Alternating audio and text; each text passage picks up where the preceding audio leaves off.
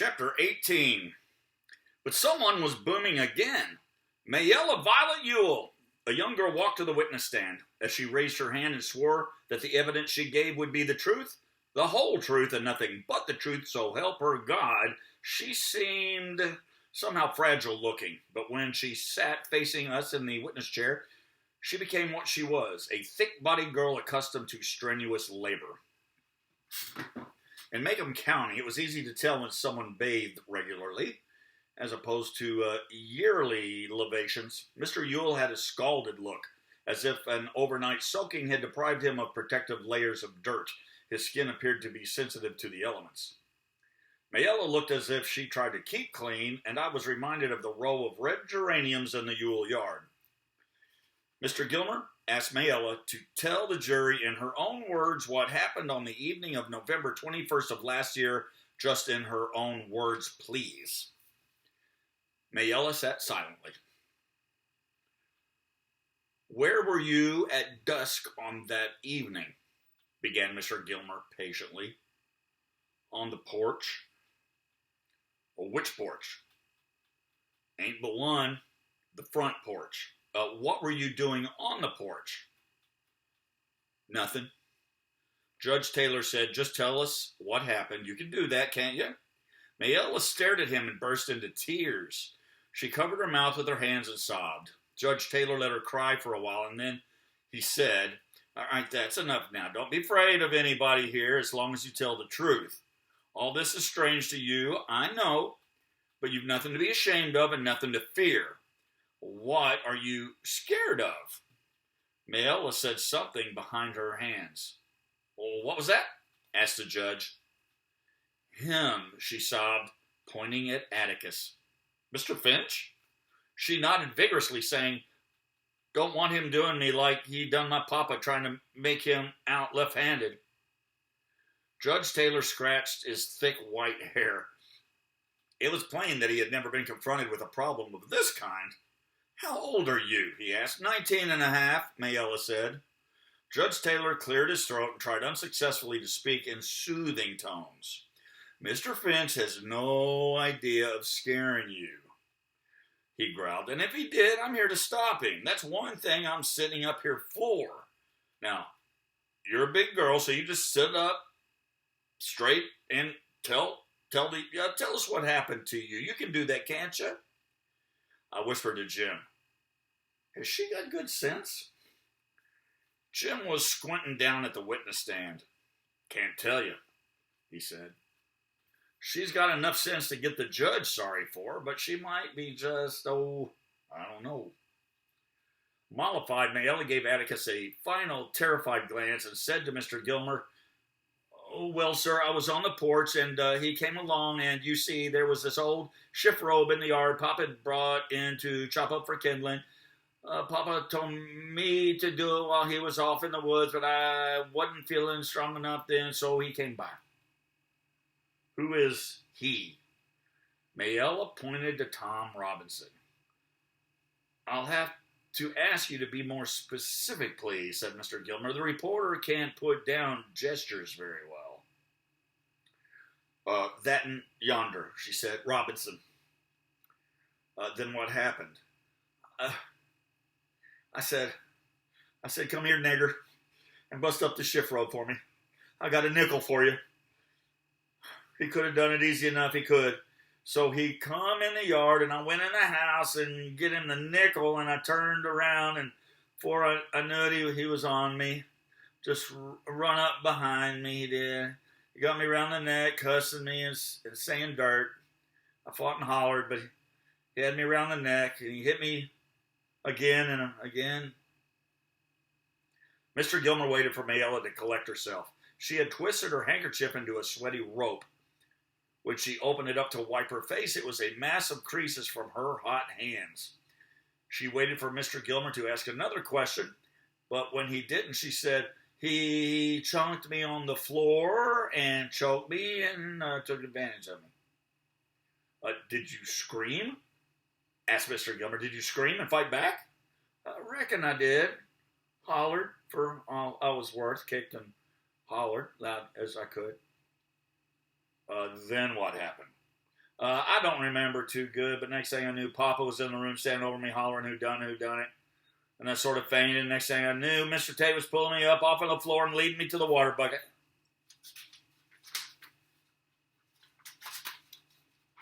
Apparently, Mayella's recital had given her confidence, but it was not to her father's brash kind. There was something stealthy about hers, like a steady-eyed cat with a twitchy tail. You see, you fought him off as hard as you could.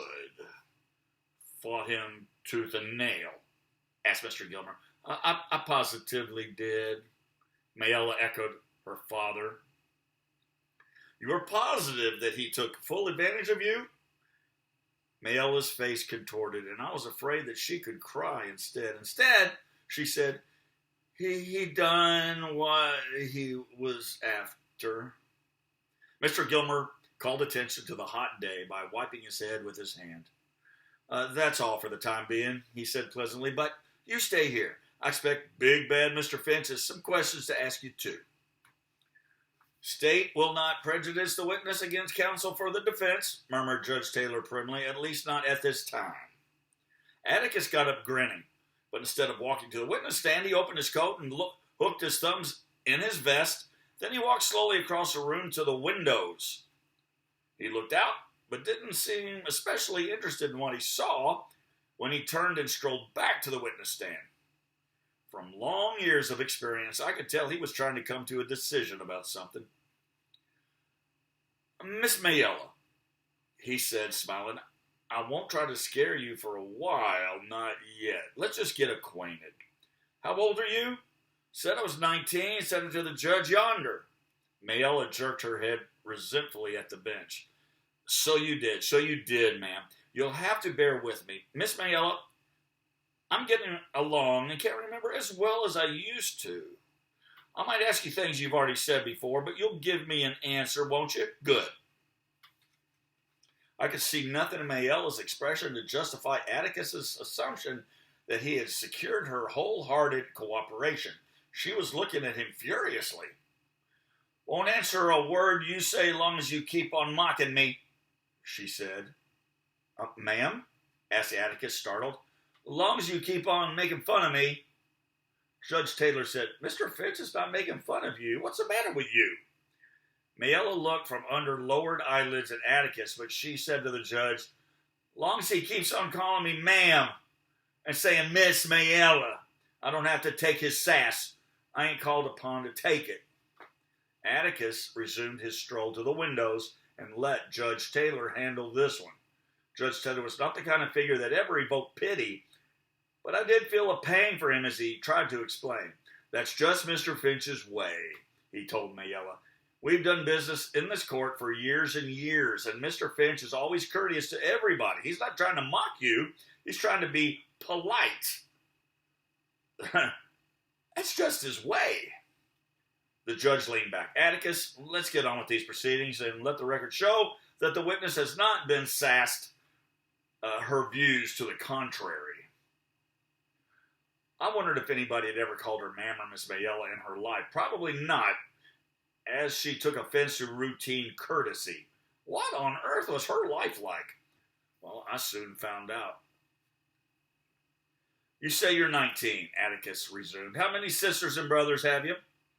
He walked from the windows back to the stand. 7, she said, and I wondered if they were all like the specimen I had seen the first day I started to school. You the eldest? The oldest? Yes. How long has your mother been dead? Don't know. Long time. Did you ever go to school? Read and write good as Papa yonder? Mayella sounded like a Mr. Jingle in a book I'd been reading. How long did you go to school? 2 year, 3 year, don't know. Slowly but surely, I began to see the pattern of Atticus's questions, from questions that Mr. Gilmer did not deem sufficiently irrelevant or immaterial to object to. Atticus was quietly building up before the jury a picture of Yule's home life. The jury learned the following things. The relief check was far from enough to feed the family, and there was a strong suspicion that Papa drank it up anyway. He sometimes went off to the swamp for days and came home sick. The weather was seldom cold enough to require shoes, but when it was, you could make dandy ones from strips of old tires. The family hauled its water in buckets from a spring that ran out at one end of the dump. They kept the surrounding area clear of trash, and it was everybody for himself as far as keeping clean went. If you wanted to wash, you hauled your own water. The younger children had perpetual colds and suffered from chronic ground itch. There was a lady who came around and asked Mayella why she didn't stay in school. She wrote down the answer. With 2 members of the family reading and writing, there was no need for the rest of them to learn. Papa needed them at home. Mrs. Mayella, said Atticus in spite of himself, a 19-year-old girl like you must have friends. Who are your friends? The witness frowned as if puzzled. Friends? Yes, don't you know anyone near your age, or older, or younger, boys and girls? Just ordinary friends? Mayella's hostility, which had subsided to grudging neutrality, flared again. You making fun of me again, Mr. Finch? Atticus let her question answer this.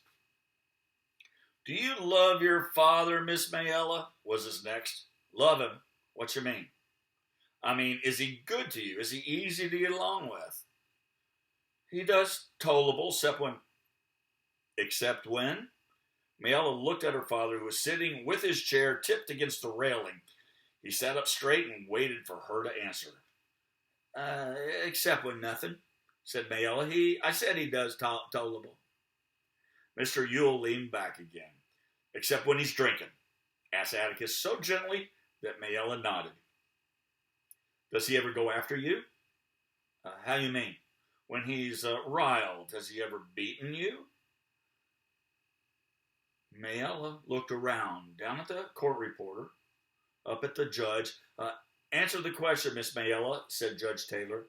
My paws never touched a hair on my head in my life, she declared firmly. He never touched me. Atticus's glasses had slipped a little, and he pushed them back up his nose.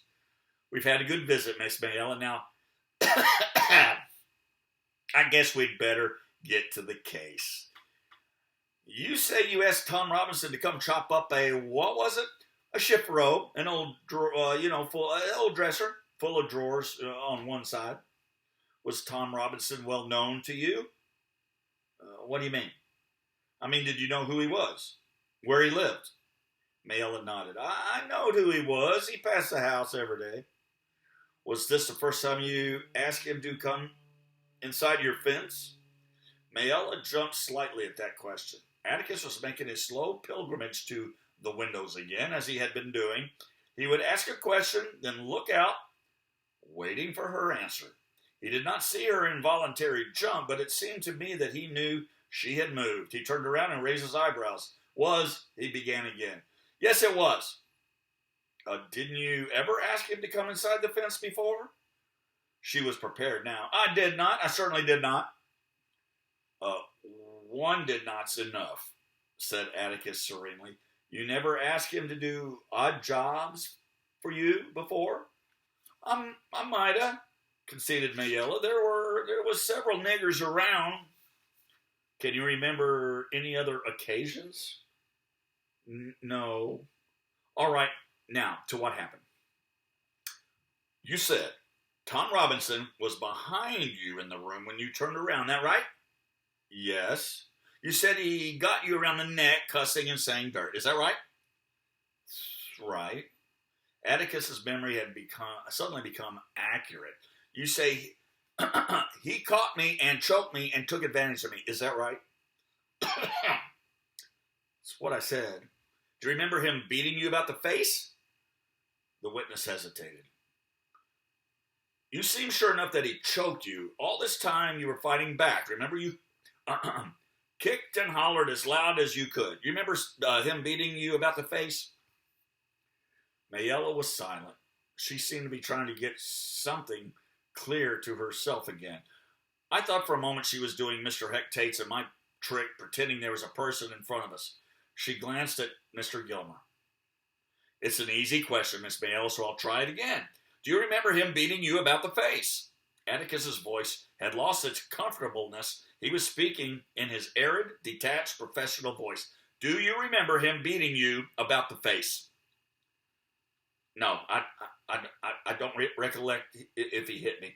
I mean, yes, I do. He hit me. Was your last sentence your answer? Yeah, yes, he hit. I just don't remember. I just don't remember. It happened so quick. Judge Taylor looked sternly at Mayella. Don't you cry, young woman, he began, but Atticus said, let her cry if she wants to, Judge. We've got all the time in the world. Mayella sniffed wrathfully and looked at Atticus. I'll answer any question you got. Get me up here and mock me, will you? I'll answer any question you got. That's fine, said Atticus. We're only a few more. Miss Mayella, not to be tedious, you've testified that the defendant hit you, grabbed you around the neck, choked you, and took advantage of you. I want you to be sure you have the right man. Will you identify the man who raped you? I will. That's him yonder. Right there. Right yonder. Atticus turned to the defendant. Tom, stand up. Let Miss Mayella have a good, long look at you. Is this the man, Miss Mayella?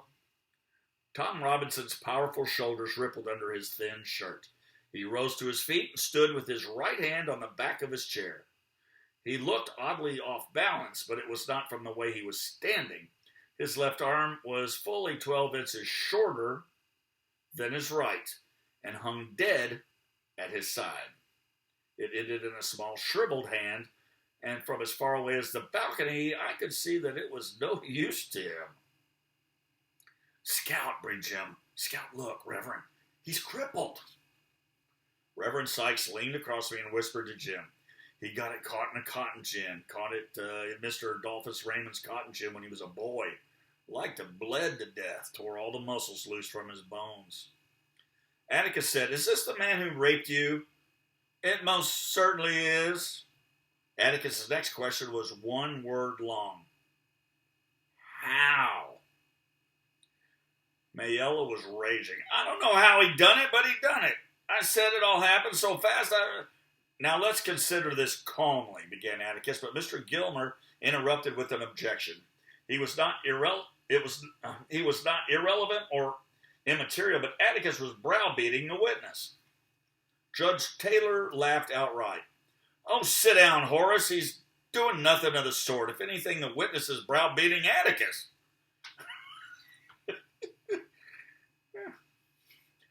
Judge Taylor was the only person in the courtroom who laughed. Well, I just laughed. Even the babies were still, and I suddenly wondered if they had been smothered at their mother's breasts. Now, said Atticus, Miss Mayella, you've testified that the defendant choked and beat you. You didn't say that he sneaked up behind you and knocked you cold, but you turned around and there he was. Atticus was back behind the table, and he emphasized his words by tapping his knuckles on it. Do you wish to reconsider any of your testimony? You want me to say something that didn't happen? No, ma'am. I want you to say something that did happen. Tell it once more, please, what happened. I told you what happened. You testified that you turned around and there he was. He choked you then? Yes. Then he released your throat and hit you? I said he did. He blacked your left eye with his right fist? I ducked and it glanced, but yeah, that's what it did. I ducked and it glanced off. Mayella had finally seen the light.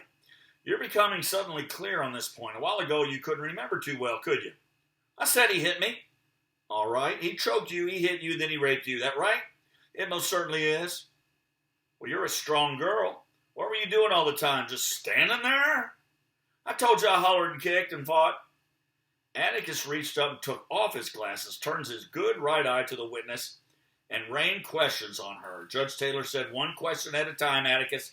Give the witness a chance to answer. All right. Why didn't you run? I tried to. Tried to? What kept you from it? Yeah, he slung me down. That's what he did. He slung me down and got on top of me. You were screaming all this time? I certainly was. Then why didn't the other children there hear you? Where were they? At the dump? No answer. Where were they? Why didn't your screams keep them from running? The dump's closer than the woods, isn't it? Or didn't you scream until you saw your father in the window? You didn't think to scream until then, did you? Did you scream first at your father instead of at Tom Robinson? Was that it? Who beat you up, Tom Robinson or your father? What did your father see in the window? The crime of rape? Or the best defense to it? Why don't you tell the truth, child? Didn't Bob Ewell beat you up? When Atticus turned away from Mayella, he looked like his stomach hurt, but Mayella's face was a mixture of terror and fury. Atticus sat down wearily and polished his glasses with his handkerchief. Suddenly, Mayella became articulate. I got something to say, she said. Atticus raised his head. Do you want to tell us what really happened? But she did not hear the compassion in his invitation. I got something to say, and then I ain't going to say no more. That nigger yonder took advantage of me. And if you fine, fancy gentlemen don't want to do nothing about it, then you're all stinking cowards. Stinking cowards. A lot of you. Your fancy airs don't come to nothing. You're Mammon and Miss Mayellarin and don't come to nothing, Mr. Finch. Then she burst into real tears. Her shoulders shook with angry sobs. She was as good as her word. She answered no more questions. Even Mr. Gilmer tried to get her back on track. I guess if she hadn't been so poor and ignorant, Judge Taylor would have put her under the jail for the contempt she had shown everybody in the courtroom. Somehow, Atticus had hit her hard in a way that was not clear to me, but it gave him no pleasure to do so. He sat with his head down, and I never saw anybody glare at anyone with the hatred Mayella showed when she left the stand and walked by Atticus's table. When Mr. Gilmer told Judge Taylor that the state rested, Judge Taylor said, it's time we all did. We'll take 10 minutes. Atticus and Mr. Gilmer met in front of the bench and whispered. Then they left the courtroom by a door behind the witness stand, which was signal for all of us to stretch. I discovered that I had been sitting on the edge of a long bench and I was somewhat numb. Jim got up and yawned. Dill did likewise, and Reverend Sykes wiped his face on his hat. The temperature was easy 90, he said. Mr. Braxton Underwood had been sitting quietly in a chair reserved for the press, soaking up testimony with his sponge of a brain, allowed his bitter eyes to rove over the colored balcony, and they met mine. He gave a snort and looked away. Jim, I said, Mr. Underwood's seen us. That's okay. He won't tell Atticus. He'll just put it on the social side of the Tribune. Jim looked back to Dill, explaining, I suppose, the finer points of the trial to him. But I wondered what they were. There had been no lengthy debates between Atticus and Mr. Gilmer on any points. Mr. Gilmer seemed to be prosecuting almost reluctantly. Witnesses had been led by the noses as asses are, with few objections. But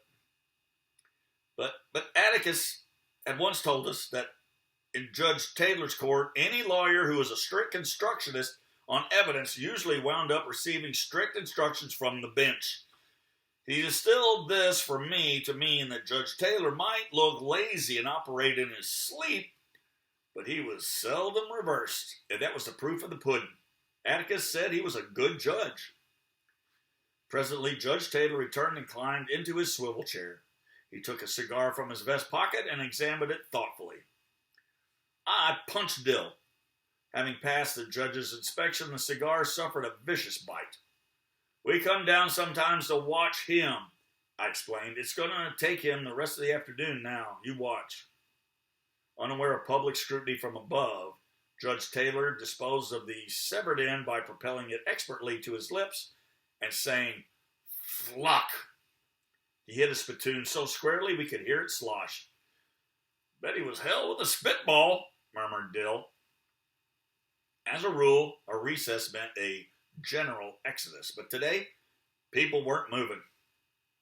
Even the idlers who had failed to shame younger men from their seats had remained standing along the walls. I guess Mr. Hectate had reserved the county toilet for court officials. Atticus and Mr. Gilmer returned, and Judge Taylor looked at his watch. All right, getting on to 4, he said, which was intriguing as the courthouse clock must have struck the hour at least twice already. I had not heard it or felt its vibrations. Shall we try to wind up this afternoon? Asked Judge Taylor. How about it, Atticus? I think we can, said Atticus. How many witnesses you got? 1. Well, call them.